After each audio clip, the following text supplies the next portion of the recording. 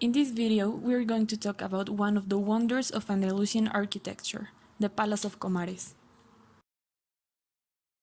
We start around the 1300s. The Emirate of Granada, the last Muslim polity in the Iberian Peninsula, was decaying, both politically and economically. They were in a religious war with the Kingdom of Castile in the north, who wanted to reconquer all the Muslims' territories and take control of the whole peninsula. After the disastrous Battle of Rio Salado in 1340, finally both kingdoms signed a peace treaty in which Grenada became the vassalage of Castile for 10 years. This event brought peace to the realm that allowed culture and arts to flourish. Nevertheless, the political situation was still precarious, and the future of the Nizari dynasty was in danger. In this unstable context, Yusuf I arrived to the throne in 1333.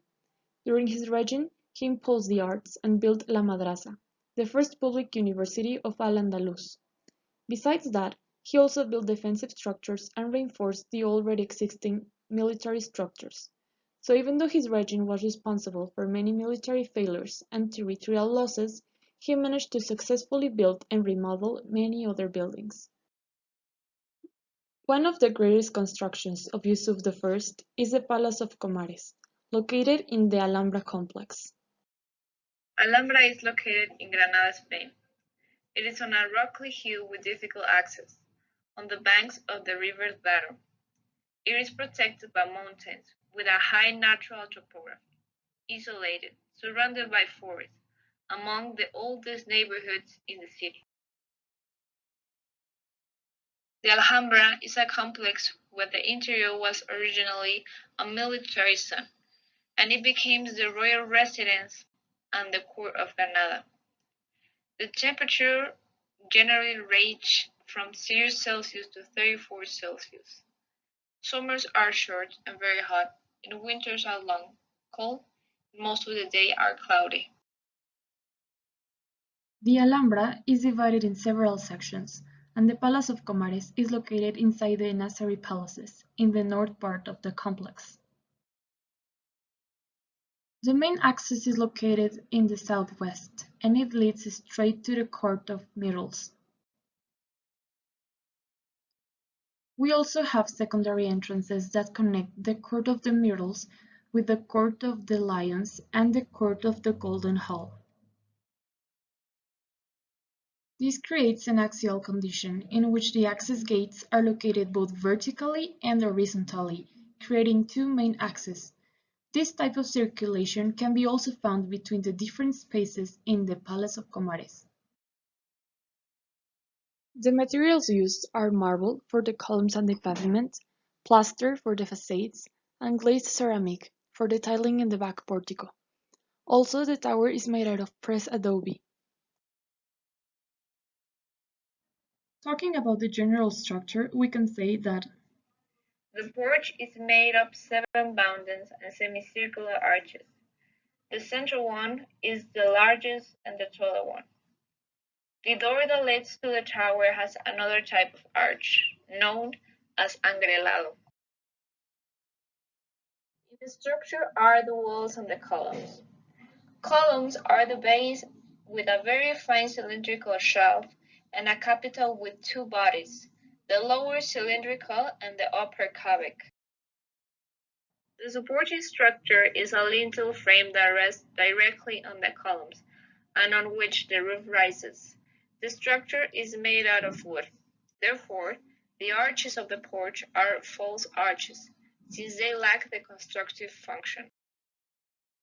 talking about the architectural structure or the formal intent, we can say that there are two types in this palace, the ones that are exposed and the ones that are cancelled. The ones that are exposed, open, is only the courtyard of Arayane. The ones that are cancelled are the ambassador's hall, the hall of the boat, the side rooms, the bathrooms, the north porch, and the south porch. the decoration is typical Andalusian. The entire building is adorned with an exception in the sobriety of the tower and the courtyard, along with the font and the bushes. The interiors are heavy ornamented with glazed ceramic that creates beautiful geometrical mosaics, and the walls are covered with calligraphy, that exalt the greatness of both Allah and the Sultan. Now we're going to talk about some of the most important places that we found inside the Palace of Comares. We'll start with the Court of the Myrtles. This is the first space the viewer sees when entering the complex. The elements are positioned in a vertical axis, and the myrtle bushes that grow on the sides are parallel to the length of the water mirror, creating a linear circulation from the hull of the boat to the south porch. The water plays an important role in Islamic culture because it represents life and paradise, and the water mirror in the court reflects the architecture of the palace, distorting its shapes and melting it with the blue grenadine sky. Besides being a decorative element, the Court of the Myrtle has an important role because it's the space that connects the Hall of the Ambassadors in the north and the South Pavilion in the opposite side. In contrast with the heavy ornamented north and south facades, the east and west facades of the Court of the Myrtles are comparatively more austere. They have doors that give access to independent two-store rooms. These lateral dormitories are orientated towards the east and west, respectively, in order to have a view of the court. Apart from the service of high-end, this place has the function of politics and diplomacy. They try to get to deals in a more friendly way. The royal baths are linked to the Palace of Comares and the Lion Palace. They were near from the rooms, and there was a door that leads directly to the courtyard of Arayanes. North and South Porch. They are composed of arches supported by columns on one narrow front.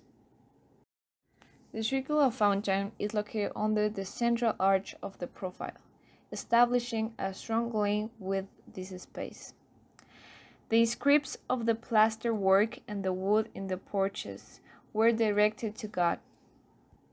The porch marks the transition to an open space, in this case the courtyard, to an interior place. The hall of the boat. It is a space that is between the north porch and the ambassador's hall. It has an entrance that is centered right in the middle. This space has a vast decoration which emanates admiration.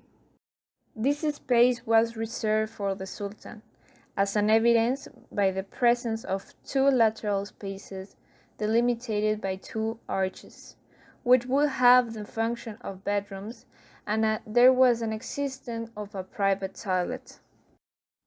This is a place with the greatest amount of decoration, combining the geometric and vegetal elements in great harmony, topped by a cornice of painted muqarnas. It is important to mention that they have poems inside. The hall of the ambassadors.